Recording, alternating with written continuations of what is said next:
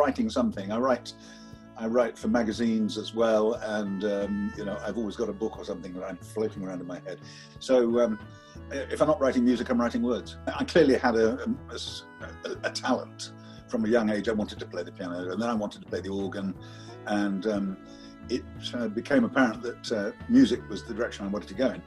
So when I was at school, it was suggested that I should try to get into to university to read music, because I had equal interest in a whole range of music, from classical right through to pop and rock and jazz and rhythm and blues and all that sort of stuff.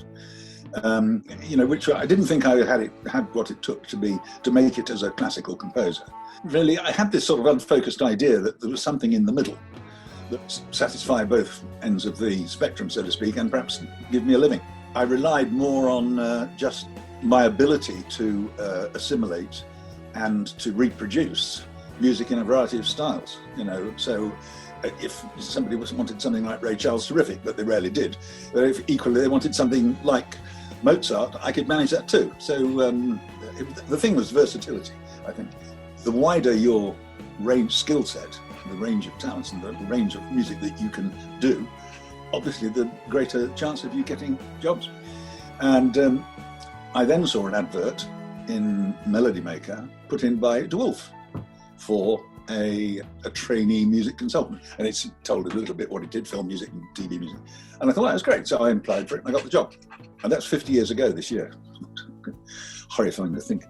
I mean, I've recently done for my own amusement's sake, it was something else I did during lockdown, to do a database of all this stuff I did for Wolfe. It's about 1,400 tracks. I did a database from the earliest to the latest, but also by albums, so that I can cross-refer. And I thought, yeah, it was amusing for me to do it. And I thought, you know, when I'm gone, perhaps my kids might be, at least they'll know roughly what I did, you know, with 40, 50 odd years of my life. It was a Thames TV series, 1978, but it was a full scoring job.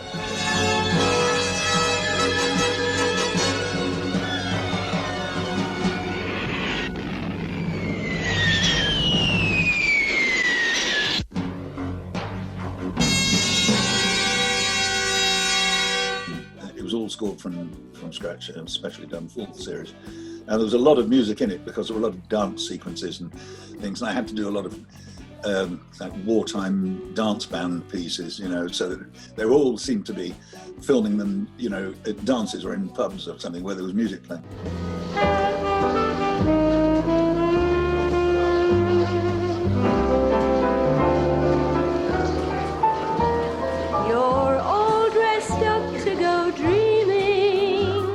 I know there are a few things that are out there which people get hold of. It's a piece called Hammerhead that's been sampled 2 or 3 times by different people from an album called Great Day.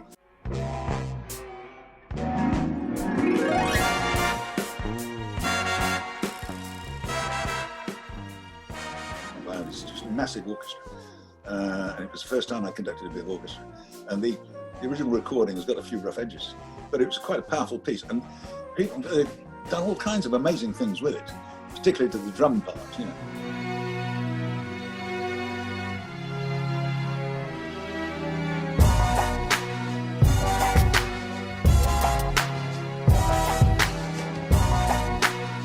And it sounds like fresh as a daisy. Oh, that's quite nice. I wish I could do something like that. Eye Level came along, and it was after Eye Level that I decided that was a bit of a launch pad. I thought now is the time for me to do it, is to go completely freelance. It was a very routine piece of music, which, you know, just happened to fall into my lap to record. But then, of course, once the piece was selected for Valk in '72, when it first came out, it caused a bit of a stir, and EMI said, "Oh, we'll release it on a single." You know, we were all very excited, and I think it went to number 42 in the charts, and then ducked out again the following week. You know. I thought, oh, I had a top 50 hit. When the series came back, all hell broke loose. I mean, it was just ridiculous.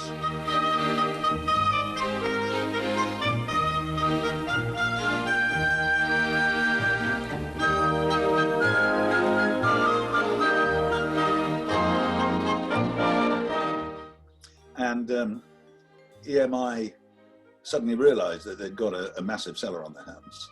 And I remember we actually, at one point, they stopped the processing of George Harrison's latest release so that they could use the presses for eye level, which I don't suppose George Harrison was very appreciative of. It was ridiculous, it was frantic and crazy, but it was fun doing Top of the Pops. I walked in, it just happened at a time, the Musicians' Union were in dispute with the BBC about the playing of videos of their live musicians. So what the BBC had been doing, they got a hit that's there for several weeks, the artist would come in and they'd record it with the orchestra. And then, in subsequent weeks, the BBC had just run the same vid. And the MU said, no, you can't do that. If you're playing this every week, the guys have got to be there, playing it live every week and being paid for playing it live every week. But I walked in right into the middle of this. The band, I have to say, were fantastic. I had a bit of problem with one or two others. Pete Townsend, we were rehearsing, we were playing, and he wandered in and he started shouting at the band using all kinds of four-letter words, which I won't repeat, telling them what he thought of them. It was a nice experience to have had, but I knew it wasn't going to last, and I knew we were never going to be able to follow it up. It was a one-off, it was a freak, and so I'm happy to have remained a one-hit wonder.